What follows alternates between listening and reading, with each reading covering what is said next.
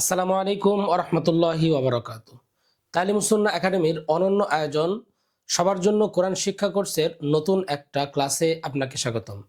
আজকে আমরা নতুন দুইটা বিষয় শিখব ইনশাআল্লাহ তাআলা। আজকে আমরা শিখব মাদ্দে লাজিম এবং মাদ্দে লিন। মাদ্দে লাজিম এবং মাদ্দে লিন এই দুইটা কিন্তু অনেক গুরুত্বপূর্ণ বিষয়। এই দুইটা আমরা খুব সহজেই শিখব। তো চলুন প্রথমে আমরা মাদ্দে লিনটা শিখে আসি, তারপরে আমরা মাদ্দে লাজিম শিখব।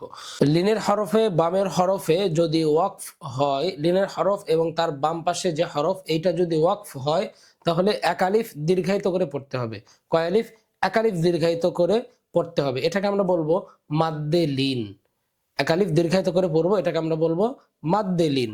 তো চলুন আমরা একটু উদাহরণের মাধ্যমে জেনে আসি। এখানে দুটা করে উদাহরণ দেখতে পাচ্ছেন।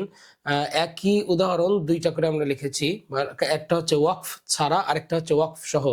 কারণ আমরা জেনেছি যে যখন ওয়াকফ ছাড়া পড়তে হবে তখন এটা শুধু লিন থাকবে, আর যখন ওয়াকফ করতে হবে তখন এটা মাদ্দে লিন হয়ে যাবে। তো চলুন দেখে আসি। খ ওয়াও জবর খাও, এইটা কিন্তু লিন। এই যে জবরের বাম পাশে জজমালা ওয়াও, জবরের বাম পাশে জজমালা ওয়াও, এটা লিন। আর এরপরে ফাদুজের ফিন, এটা আমরা জানি তানবিন। এই পরেরটাতে আসেন খ ওয়াও জবর খাও, এরপরে ফায়ের উপরেও একটা জজম দেওয়া হয়েছে, কারণ এইখানে আমরা একটা ওয়াকফ করে পড়লে এখানে যে তানবিনটা এটা কেটে যাবে, এই তানবিনটা বাদ দিতে হবে। তখন এটার প্রোনাউন্স হবে খৌফ। অকফের কারণে যদি লিনের সাথে এটাকে তিন আলিফ দীর্ঘায়িত করে পড়তে হয় তখন এটাকে বলা হয় মাদ্দে লিন, বা আমরা অন্যভাবে বলতে পারি যে লিনের হরফ এবং তার বাম পাশের হরফ যখন ওয়াকফ হবে তখন এটাকে তিন আলিফ দীর্ঘায়িত করে পড়তে হবে এবং এই রুলসের নামটা হবে তখন মাদ্দে লিন। পরেরটা আমরা আবার দেখবো। কফেশ কু রয় জবর রয়, এটা লিন। জবরের বাম পাশে জজমালাইয়া কুরয়, সিন্ধুজের শিন তানবিন কুরয় শিন, এটাকে আমরা ওয়াকফ করব এবং তার সাথে সাথে মাদ্দে লিন করেও পড়ব। কফেশ কু রয় জবর রয়, এরপরে শিনের সাথে একটা জজম দেওয়া আছে কুরাইশ কুরাইশ কুরাইশ। এরপর আইন জবর আই, লিন, নুন দুই পেশ নুন, আই নুন। আইন জবর আই, এখানে নুনের উপরে জজম দেওয়া হয়েছে, আমরা এটাকে বলবো আইন আইন। এবারে আমরা আসি মাদ্দে লাজিম। যদি মদের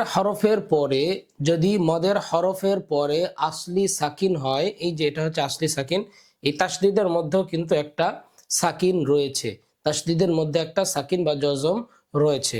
মদের হরফের পরে যদি আসলি সাকিন হয় তবে এটাকে আমরা চার আলিফ দীর্ঘায়িত করে পড়বো, আর এটাকেই আমরা বলবো মাদ্দে লাজিম।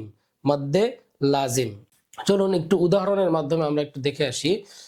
এই যে কাফ ফা জবর কাফ, এখানে কাফ আলিফ জবর কা মূলত মদ্দে তবাই ছিল, আর এই মদ্দে তবাইয়ের পরে এখানে আসলি সাকিন, তাসদিদের মধ্যে একটা আসলি সাকিন আছে, একটা জজম আছে, অর্থাৎ এই কাফটা তো টুয়াইস পড়তে হবে। ফার্স্ট টাইম তার রাইট সাইডে যে হরকত সেটার সাথে, অর্থাৎ এটাকে এই হরকতের সাথে পড়তে হবে। এই ক্ষেত্রে এর মধ্যে একটা সাকিন থাকে, এই সাকিনটাকে বলা হচ্ছে আসলি সাকিন। তো আমরা পড়ি কাফা জবর কাফ, ফা জবর ফা, কাফা, তা দিয়ে জবর তান, কাফাতান কাফাতান। এবার আমরা পরেরটা পড়ি হামজা লাম জবর আল, এখানে হা কফ জবর হাক, কফ জবর ক, আল হাক, তা পেশ তু, আল হাক্কাতু। এখানে মাদের হরফের পরে আসলি সাকিন আছে, এই জন্য এটা মাদ্দে লাজিম, চার আলিফ টেনে পড়তে হবে। পরেরটা আমরা এবার দেখি। হাজিম জবর হাজ, জিম ওয়াও পেশ জু, হাজু, কাফ জবর কা, হাজুকা হাজুকা। পরেরটা আমরা এবার বলবো ওয়াও জবর ওয়া, হাজিম জবর হাজ, ওয়া হাজ, জিম জবর জা, হা উল্টা পেশ হু, ওয়া হাজ্জাহু, ওয়া হাজ্জাহু। এবার পরের লাইনটা আমরা দেখবো, এটা দদ লাম জবর দল,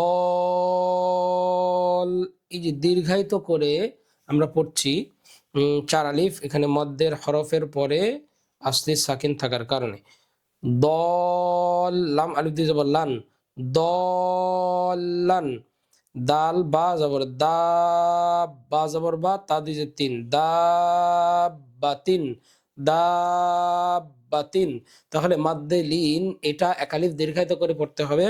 যদি লিনের হরফের পরে ওয়াকফ করতে হয় তাহলে এটাকে মাদ্দে লিন বলে এবং মাদ্দে লিন একালিফ দীর্ঘায়িত করে পড়তে হবে।